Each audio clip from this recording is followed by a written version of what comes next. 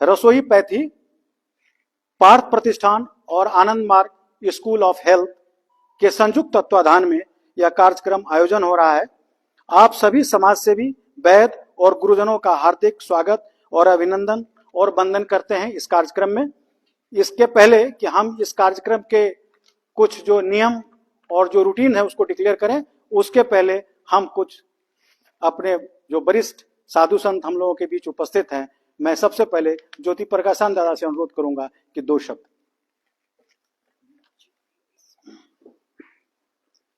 Mic तो नहीं है लेकिन आवाज उसमें रिकॉर्ड हो। बेटे बेटे आप बैठे ना, बेटे हम ये ले लेते। बेटे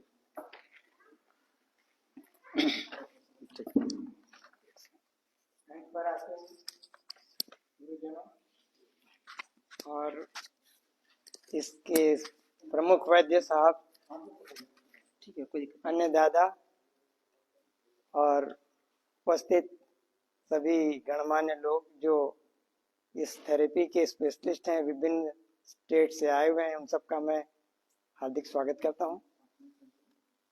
और मैं उम्मीद करता हूं कि ये दूसरा साल है।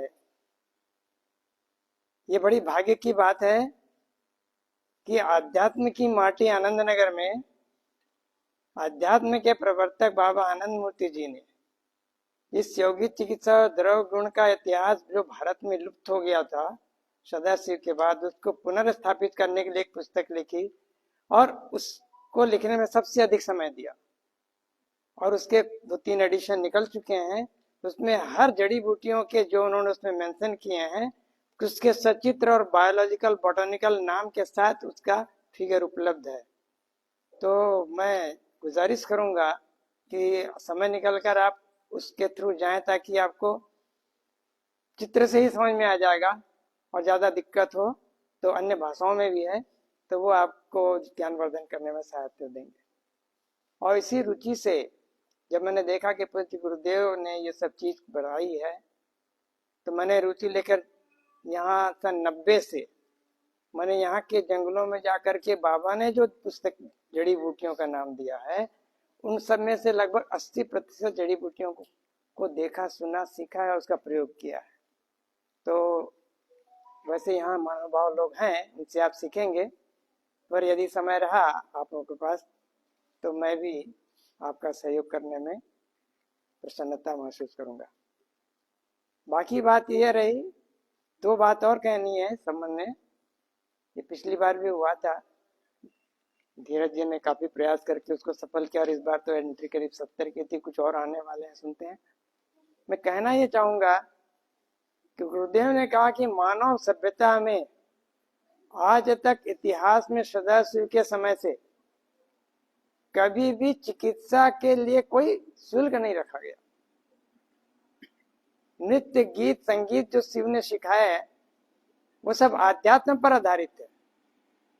आज के नृत्य गीत जो है वो मन को जड़ता की ओर ले जाते हैं, परंतु भरतनाट्यम और ओडिसी और जितने भी साउथ में जो प्रचलित नृत्य हैं वे सब मुद्राओं पर और अध्यात्म की ओर मन को ऊपर उठाने वाले हैं।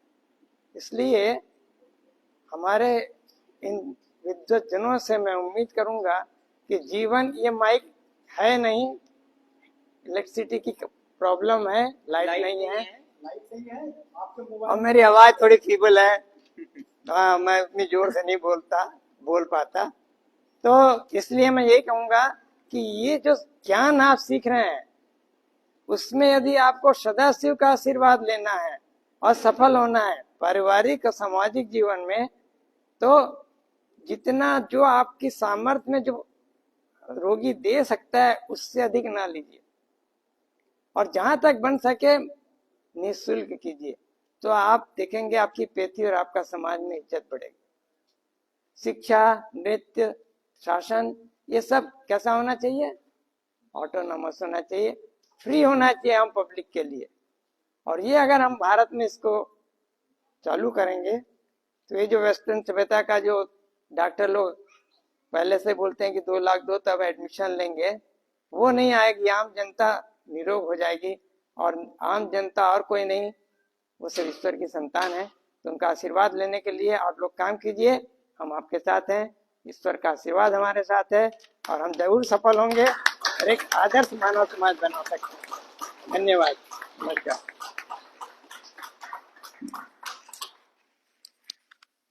हम जानते हैं कि हमारे बीच जो वरिष्ठ दादा लोग बैठे हैं, समय इनके पास बहुत कम है, लेकिन मैं ये जानकारी देना चाहता हूँ, यह मेरा 5वां शिविर है जो आनंद नगर में हम लोग कंडक्ट कर रहे हैं।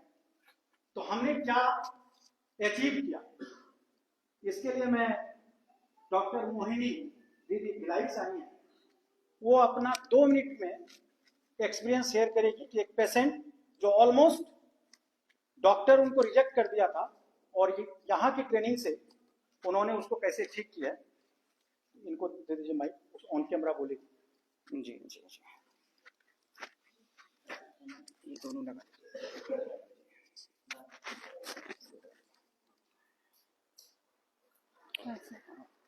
तो